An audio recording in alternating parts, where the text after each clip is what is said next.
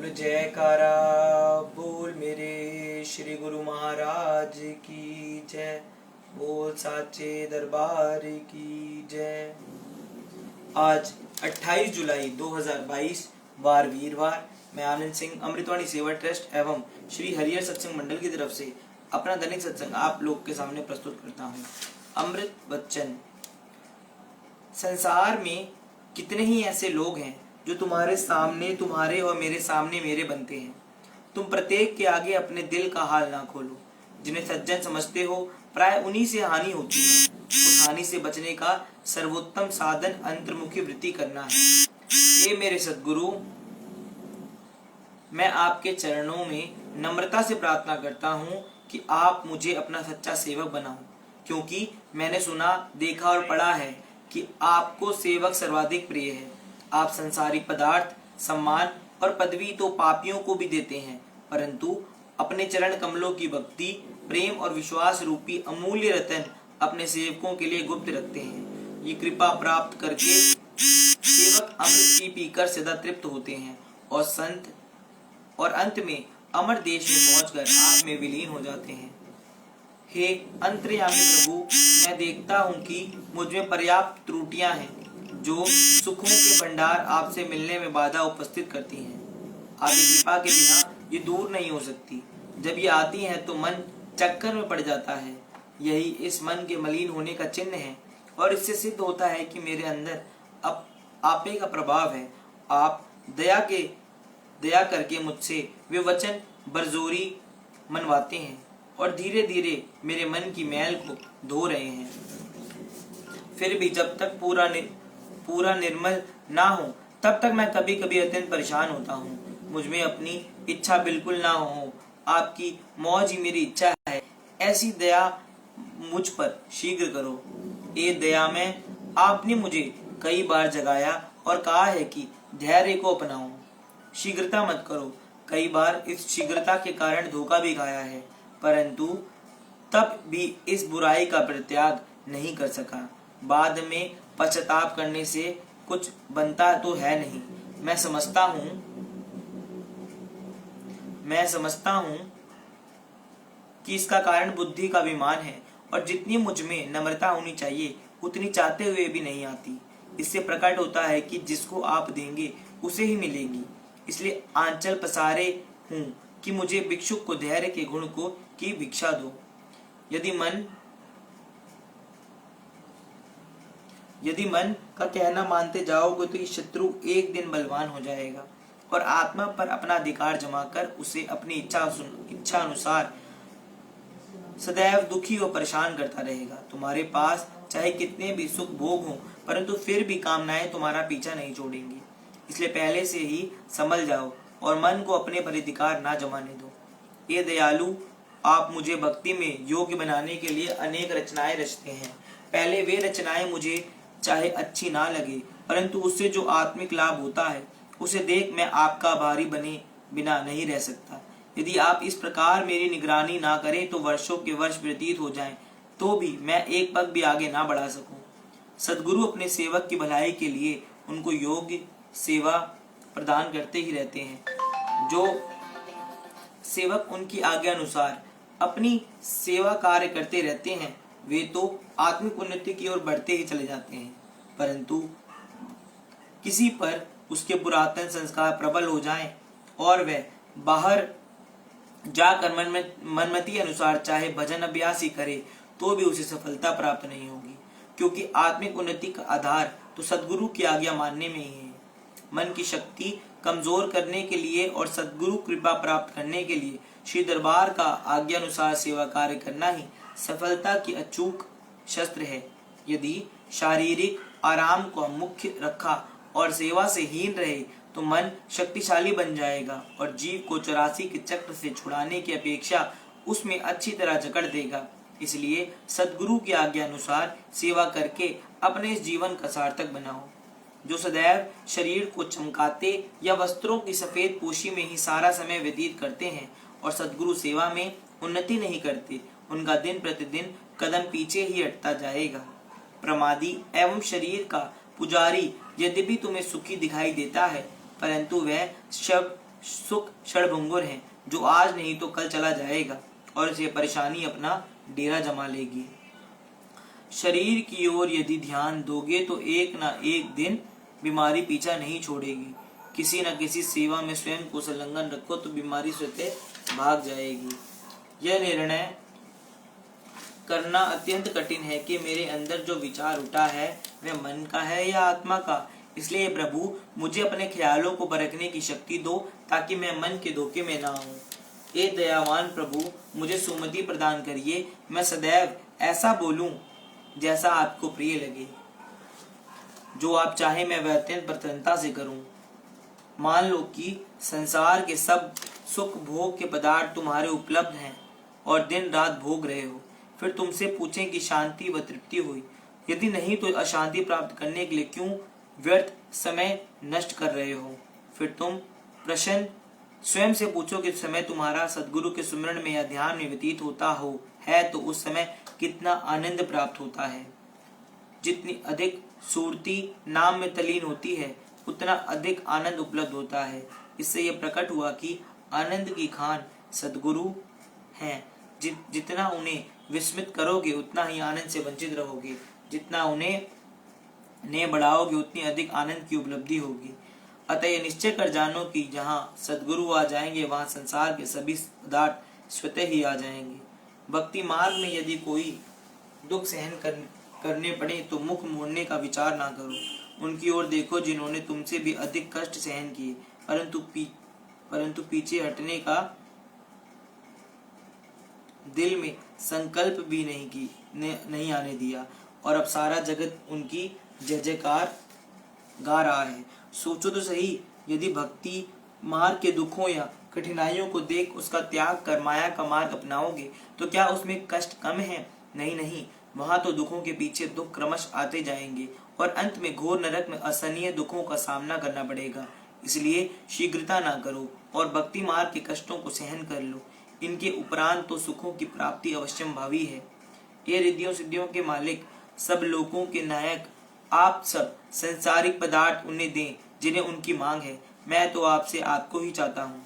ये प्रभु मेरी बुद्धि को आप सदा सतमार्ग की ओर प्रेरित करो ताकि मैं बुराइयों से बच सकूं।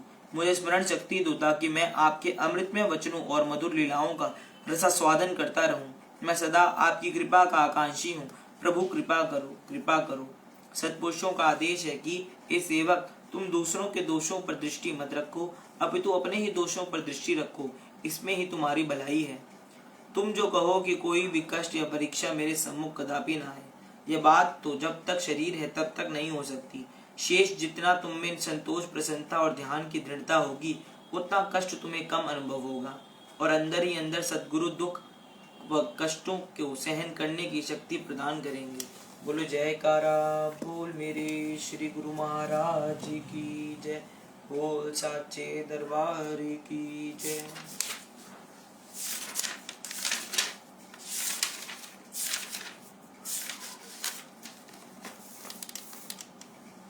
सत्संग। संत एकनाथ को एक शिष्य बहुत प्रिय था क्योंकि वह विचित्र प्रश्न किया करता था। एकनाथ जी बड़े प्रेम से उसके प्रश्नों के उत्तर देते थे।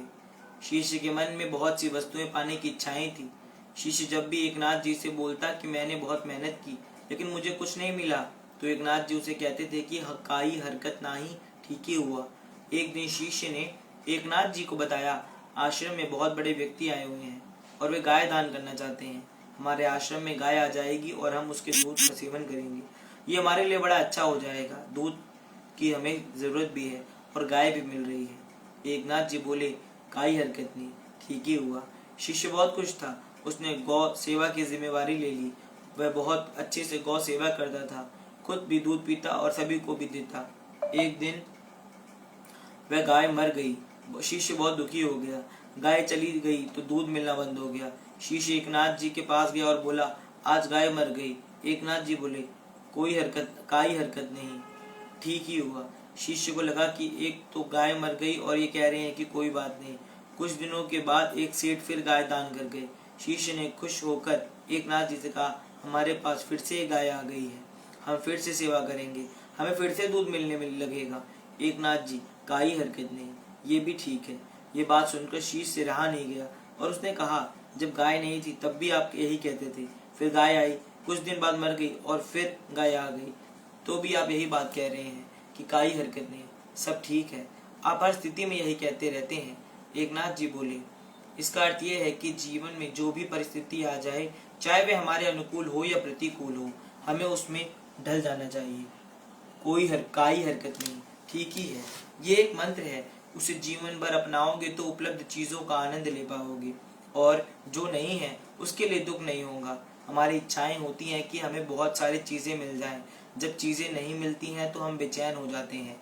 जब चीजें मिल जाती हैं तब भी हमें शांति नहीं मिलती है। जो मिल जाए उसका आनंद ले, और जो चीज ना मिले उसके लिए परेशान नहीं होना चाहिए।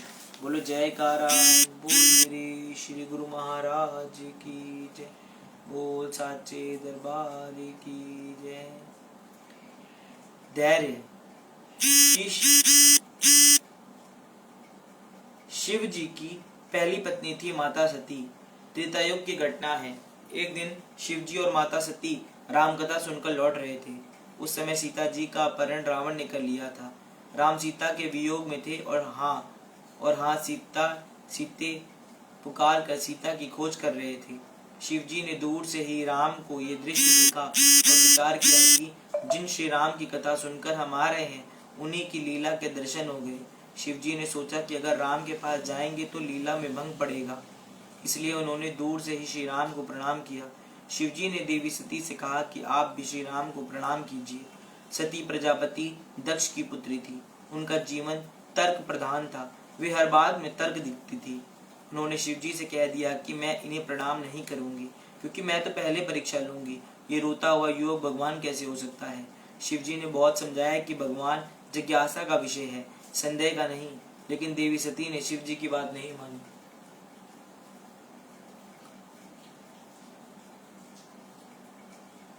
श्री राम ने देवी सती को पहचान लिया तो वे लज्जित होकर अपने पति शिव जी के पास पहुंची। शिव जी उस समय आंखें बंद करके विचार कर रहे थे कि इस संसार में बहुत कुछ ऐसा होता है जिसका होना ही होता है, इसलिए हमें आपस में तर्क नहीं करना चाहिए। मैंने अपनी पत्नी को बहुत समझाया था, लेकिन वह नहीं मानी और श्री राम की परीक्षा लेने गई। इस घटना के बाद शिव जी ने सती को मानसिक त्याग कर दिया था। कुछ समय बाद देवी सती ने पिता दक्ष को यहाँ यज्ञ कुंड में कूदकर अतमदाह करके देह त्याग दी थी। शिव जी अकेले रह गए। जब देवी सती ने शिव जी की बात नहीं मानी तो शिव जी ने कहा था कि पति पत्नी के बीच बहुत ज्यादा तर्क बहस अच्छी नहीं होती है। एक हद तक पति पत्नी को एक दूसरे को समझाना चाहिए, लेकिन जब बात बढ़ जाए तो धैर्य बनाए रखने और हालात परमात्मा पर छोड़ दे। वैवाहिक जीवन में कलह होगी तो पूरे परिवार को नुकसान हो सकता है। बोलो जयकारा बोल मेरे श्री गुरु महाराज की जय। बोल साचे दरबार की जय।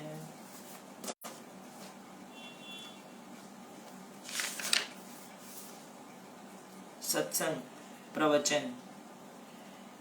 ये मन सभी विकारों और इंद्रियों का सेनापति है। काम, क्रोध, लोभ, मोह, अहंकार, तृष्णा, ईर्ष्या व 5 ज्ञानेंद्रिय तथा 5 कर्मेंद्रियां, ये सब मन की सेना है। लेकिन इन सब में से आंख ज्ञानेंद्रिया का मन के साथ घनिष्ठ संबंध है। ये मन की वजीर है। आंख प्रत्येक काम में मन की सहायक है। इसी आंख से ही मन के अंदर हर प्रकार के ख्याल जमा होते हैं। आंख जिस वस्तु को देखती है, मन उसी वस्तु में लगता है। मन में जो चित्र या विषय वासनाओं के संस्कार भरे हुए हैं, उन सबका अधिकांश कारण आंख ही है। जैसे मन में बुरे विचार आंख के द्वारा प्रविष्ट हुए हैं, वैसे ही अच्छे विचार भी आंख के मार्ग से प्रवेश होंगे।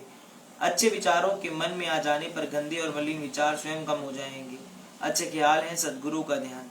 आंखों को सद्गुरु के ध्यान में लगाने से अंदर की आंख जिसे शिव नेत्र कहते हैं। शिव नेत्र खुलने से मन, जिसका स्वभाव कौवे की भांति गंदगी खाने का है, वह हंस की भांति मोती चुगने लगता है। वचन अभ्यास रूपी मोती ग्रहण करता है। अतः मन का स्वभाव बदलने के लिए सद्गुरु के ध्यान तथा तसव्वुर की अति आवश्यकता है। इसके अतिरिक्त मन का लगाव जिस वस्तु के साथ हो, उस वस्तु को सद्गुरु के अर्पण कर देना चाहिए, ताकि मन संसार की वस्तुओं से हटकर सद्गुरु के ध्यान में लग जाए। सद्गुरु का ध्यान आने से मन में से विषय वासनाओं के संस्कार दूर हो जाएंगे और सद्गुरु का ध्यान अंकित हो जाएगा। सद्गुरु का ध्यान कि परमात्मा की वह दिव्य ज्योति है जिसके सम्मुख बाहरी जगत की सब ज्योतियां तुच्छ हैं। इसी दिव्य ज्योति का दर्शन करने के लिए ही योगी योग साधन तपीश्वर तप और ऋषि मुनि यज्ञ किया करते हैं। साधक आंखें मूंद कर प्रभु का ध्यान करते हैं और कितने कितने वर्षों तक समाधिस्थ रहते हैं। सदगुरु इस युक्ति को सरल ढंग से बताते हैं कि संसार में रहते हुए भी इन्हीं स्थूल आंखों से ध्यान करने पर सूक्ष्म स्वरूप तक पहुंचा जा सकता है। बोलो जयकारा बोल मेरे श्री गुरु महाराज की जय। बोल साचे दरबार की जय। आज हम अपना दैनिक सत्संग यहीं पर समाप्त करते हैं। राम राम, जय सच्चिदानंद, सत श्री अकाल।